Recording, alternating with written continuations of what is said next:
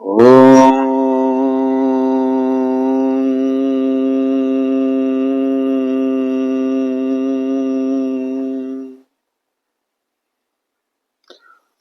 आप सभी शिव भक्तों को मेरा कोटि कोटि प्रणाम।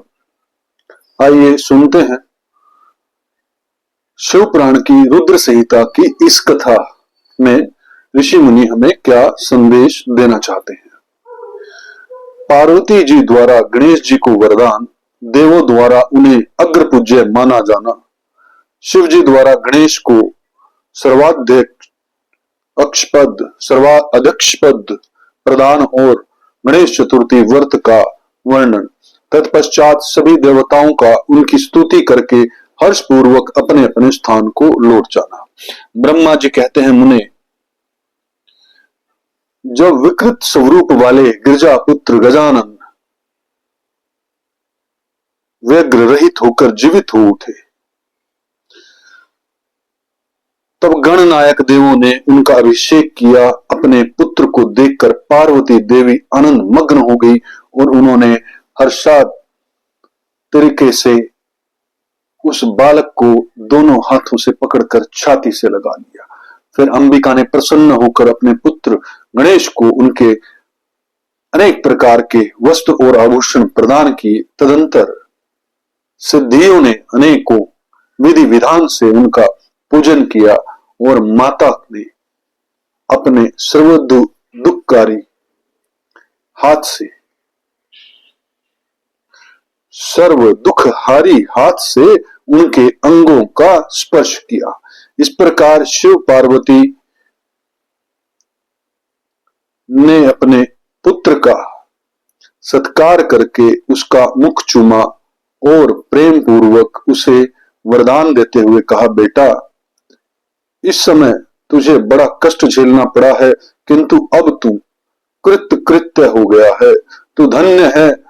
अब से संपूर्ण देवताओं में तेरी अग्र पूजा होती रहेगी और तुझे कभी दुख का सामना नहीं करना पड़ेगा। क्योंकि इस समय तेरे मुख पर सिंदूर दिख रहा है, इसलिए मनुष्यों को सदा सिंदूर से तेरी पूजा करनी होगी। जो मनुष्य पुष्प, चंदन, सुंदर गंध, नैवेद्य, रमणीय आरती, तांबूल और दान से तथा परिक्रमा और नमस्कार करके विधि पूर्वक तेरी पूजा करेगा, उसे सारी सिद्धियां हस्तगत हो जाएंगी और उसके सभी प्रकार के विघ्न नष्ट हो जाएंगे। इसमें लेश मात्र भी संशय नहीं है। ब्रह्मा जी कहते हैं, मुने, महेश्वरी देवी ने अपने पुत्र गणेश से यो कहकर उसे नाना प्रकार की वस्तुएं प्रदान करके पुनः उसका अभिनंदन किया। विप्र तब गिरजा जी की कृपा से उसी क्षण देवताओं और शिवगणों का मन विशेष रूप से शांत हो गया। तदंतर इंद्र आदि देवताओं ने हर्षा तरीके से शिवा की स्तुति की और उन्हें प्रसन्न करके वे भक्ति भवित चित्त से गणेश देव को लेकर शिव जी के समीप चले। वहां पहुंचकर उन्होंने त्रिलोकी की कल्याण कामना से भवानी के उस बालक को शिव जी की गोद में बिठा दिया। तब शिव जी भी उस बालक के मस्तक पर अपना कर कमल फेरते हुए देवताओं से बोले, यह मेरा दूसरा पुत्र है। तत्पश्चात गणेश जी ने भी उठकर शिव जी के चरणों में अभिवादन किया। फिर पार्वती को, मुझको, विष्णु को और नारद आदि सभी ऋषियों को प्रणाम करके आगे खड़े होकर उन्होंने कहा, यूं अभिमान करना मनुष्यों का स्वभाव ही है, अतः आप लोग मेरा अपराध क्षमा करें। तब मैं शंकर और विष्णु इन तीनों देवताओं के एक साथ ही प्रेम पूर्वक उन्हें उत्तम वर प्रदान करते हुए कहा, सुरवरों जैसे त्रिलोकी में हम तीनों देवताओं की पूजा होती है, उसी तरह से तुम सबको इन गणेश का पूजन भी करना होगा। मनुष्यों को चाहिए कि पहले इनकी पूजा करके तत्पश्चात हम लोगों का पूजन करें। ऐसा करने से हम लोगों की पूजा संपन्न हो जाएगी। देवगुणों, यदि कहीं इनकी पूजा पहले न करके अन्य देव का पूजन किया गया तो उस पूजन का फल नष्ट हो जाएगा, उसमें अन्यथा विचार करने की आवश्यकता नहीं है। ब्रह्मा जी कहते हैं, मुने, तदंतर ब्रह्मा, विष्णु और शंकर आदि सभी देवताओं ने मिलकर पार्वती को प्रसन्न करने के लिए वहीं गणेश को सर्वाध्यक्ष घोषित कर दिया। उसी समय शिव जी परम प्रसन्न चित्त से पुनः गणेश को लोक में सर्वदा सुख देने वाले अनेकों वर प्रदान करते हुए बोले। शिव जी ने कहा, गिरिजानंदन, निस्संदेह मैं तुझ पर परम प्रसन्न हूं। मेरे प्रसन्न हो जाने पर अब तू सारे जगत को ही प्रसन्न हुआ समझ। अब कोई भी तेरा विरोध नहीं कर सकता। तू शक्ति का पुत्र है, अतः अत्यंत तेजस्वी है। बालक होने पर भी तूने महान पराक्रम प्रकट किया है, इसलिए तू सदा सुखी रहेगा। विघ्न नाश के कार्य में तेरा नाम सबसे श्रेष्ठ होगा। तू सबका पूज्य है, अतः अब मेरे संपूर्ण गणों का अध्यक्ष हो जा। इतना कहने के पश्चात महात्मा शंकर अत्यंत प्रसन्नता के कारण गणेश को पुनः वरदान देते हुए बोले, गणेश्वर, तू भाद्रपद मास के कर्ण पक्ष की चतुर्थी तिथि को चंद्रमा का शुभोदय होने पर उत्पन्न हुआ। जिस समय गिरजा के सुंदर चित्त से तेरा रूप प्रकट हुआ, उस समय रात्रि का प्रथम पहर बीत रहा था। इसलिए उस दिन से आरंभ करके उसी तिथियों में तेरा उत्तम व्रत करना चाहिए। यह व्रत परम शोभन तथा संपूर्ण सिद्धियों का प्रदाता है। वर्ष के अंत में जब पुनः वही चतुर्थी आ जाए, तब तक मेरे कथनानुसार तेरे व्रत का पालन करना चाहिए। जिन्हें संसार में अनेकों प्रकार के अनुपम सुखों की कामना है, उन्हें चतुर्थी के दिन भक्ति पूर्वक विधि सहित तेरा पूजन करना चाहिए। जब मार्गशीर्ष पास के कृष्ण पक्ष को चतुर्थी आए, तब उस दिन प्रातः काल स्नान करके व्रत के लिए ब्राह्मण से निवेदन करें, पूर्वोक्त विधि से उपवास करें, फिर धातु की, मूंगे की, श्वेत, मदार की तथा मिट्टी की मूर्ति बनाकर उसकी प्राण प्रतिष्ठा करें और भक्ति भाव से नाना प्रकार के दिव्य गंधों, चंदनों और पुष्पों से उसकी पूजा करें। पुनः रात्रि का प्रथम पहर बीत जाने पर स्नान करके दुर्वा दलों में पूजन करना चाहिए। यह दुर्वा जड़ रहित, 12 उंगल लंबी और 3 गांठों वाली होनी चाहिए।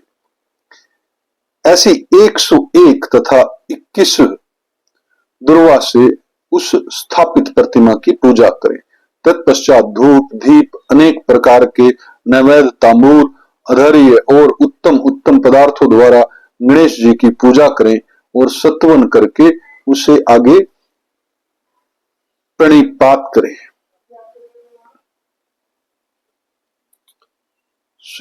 गणेश जी की पूजा करने के पश्चात बाल चंद्रमा का पूजन करें। तत्पश्चात हर्ष पूर्वक ब्राह्मणों की पूजा करके उन्हें मिष्ठान का भोजन कराएं। उनके भोजन कर लेने के बाद स्वयं भी नमक रहित मिष्ठान का ही प्रसाद पाएं। फिर गणेश का स्मरण करके अपने सभी नियमों का विसर्जन कर दें। इस प्रकार करने से यह शुभ व्रत पूर्ण होता है। बेटा, यूं व्रत करते करते जब वर्ष पूरा हो जाए, तब व्रती मनुष्य को चाहिए कि यह व्रत की पूर्ति के लिए व्रतोद्यापन का कार्य भी संपन्न करें। इसमें मेरी आज्ञा अनुसार 12 ब्राह्मणों को भोजन कराना चाहिए। व्रती को चाहिए कि वह एक कलश स्थापित करके उस पर तेरी मूर्ति की पूजा करे। तत्पश्चात वेद विधि के अनुसार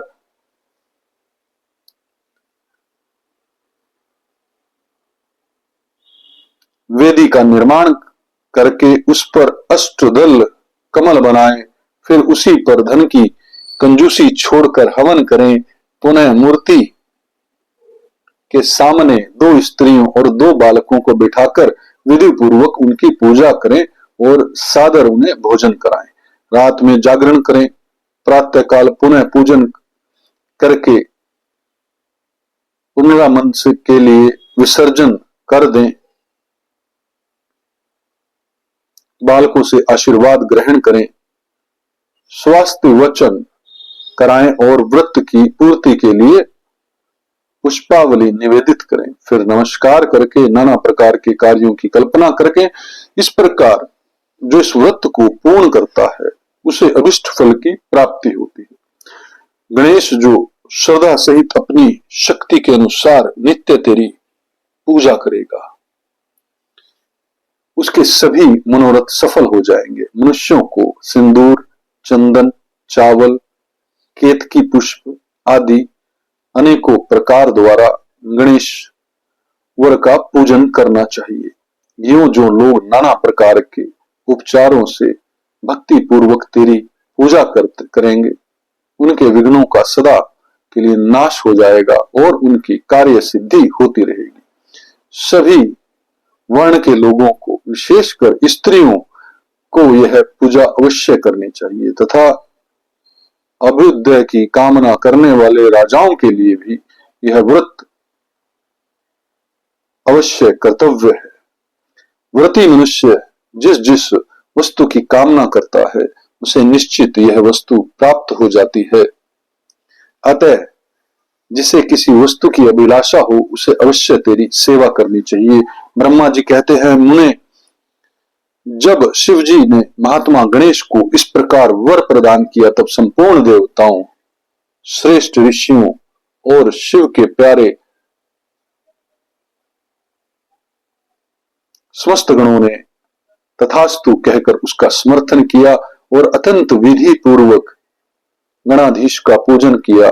तत्पश्चात शिव गणों ने आदर पूर्वक नाना प्रकार की पूजन सामग्री से गणेश्वर की विशेष रूप से अर्चना की और उनके चरणों में प्रणाम किया। मुनीश्वर, उस समय गिरजा देवी को जो आनंद प्राप्त हुआ उसका वर्णन मेरे चारों मुखों से भी नहीं हो सकता। तब फिर मैं उसे कैसे बताऊं। उस अवसर पर देवताओं की दुंदुभियां बजने लगी, अप्सराएं नृत्य करने लगी, गंधर्व श्रेष्ठ गान करने लगे और पुष्पों की वर्षा होने लगी। इस प्रकार गणेश जी के गणाधीश पद पर प्रतिष्ठित होने पर वहां महान उत्सव मनाया गया। सारे जगत में शांति स्थापित हो गई और सारा दुख जाता रहा। नारद, शिव और पार्वती को तो विशेष आनंद प्राप्त हुआ। सर्वत्र अनेक प्रकार के सुखदायक मंगल होने लगे। तदंतर संपूर्ण देवगण और ऋषिगण जो वहां पधारे थे वे सभी शिव की आज्ञा से अपने अपने स्थान को चले गए। उस समय वे शिव जी की स्तुति करके गणेश और पार्वती की बारंबार प्रशंसा कर रहे थे और कैसा अद्भुत युद्ध हुआ यूं परस्पर वार्तालाप करते हुए चले जा रहे थे। इधर जब गिरजा देवी का क्रोध शांत हो गया तब शिवजी भी जो स्वात्मा राम होते हुए भी सदा भक्तों का कार्य सिद्ध करने के लिए उदत रहते हैं, गिरजा के निकट गए और लोगों की हित कामना से पूर्ववत नाना प्रकार के सुखदायक कार्य करने लगे। तब मैं ब्रह्मा और विष्णु दोनों भक्ति पूर्वक शिव और शिवा की सेवा करके शिव की आज्ञा ले अपने अपने धाम को लौट आए। जो मनुष्य जितेंद्रिय होकर इस परम मांगलिक आख्यान को श्रवण करता है वह संपूर्ण मंगलों का भागी होकर मंगल भवन हो जाता है। इसके श्रवण से पुत्रहीन को पुत्र की, निर्धन को धन की और भायार्थों को भार्या की, प्रजार्थी को प्रजा की और रोगी को आरोग्य की और अभागे को सौभाग्य की प्राप्ति होती है। जिस स्त्री का पुत्र और धन नष्ट हो गया हो और पति प्रदेश चला गया हो उसे उसका पति मिल जाता है। जो शोक सागर में डूब रहा हो वह इसके श्रवण से निस्संदेह शोक रहित हो जाता है। यह गणेश चरित्र संबंधी ग्रंथ जिसके घर में सदा वर्तमान रहता है वह मंगल संपन्न होता है, इसमें तनिक भी संशय की गुंजाइश नहीं है। जो यात्रा के अवसर पर अथवा किसी भी पुण्य पर्व पर इसे मन लगाकर सुनता है वह श्री गणेश जी की कृपा से संपूर्ण अभिष्ट फल प्राप्त कर लेता है। इस कथा से हमें क्या सीखने को मिलता है? सर्वप्रथम तो हमें अपने गुरु के बाद देवताओं में श्री गणेश जी की आराधना सबसे पहले करनी चाहिए, फिर अन्य देवताओं की आराधना करनी चाहिए।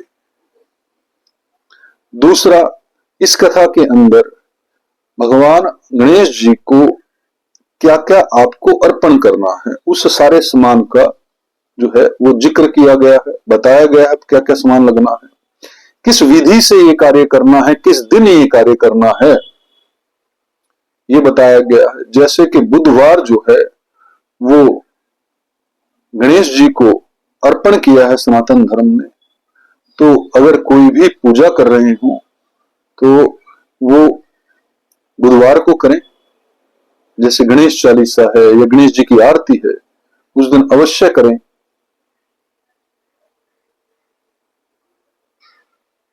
तो भगवान गणेश जी जो हैं वो हमारे कष्ट अवश्य हरेंगे, ऐसे विश्वास में सदैव लीन रहें। परमपिता परमेश्वर आप पर सदैव कृपा करे। ओम तत्सत, ओम तत्सत, ओम तत्सत।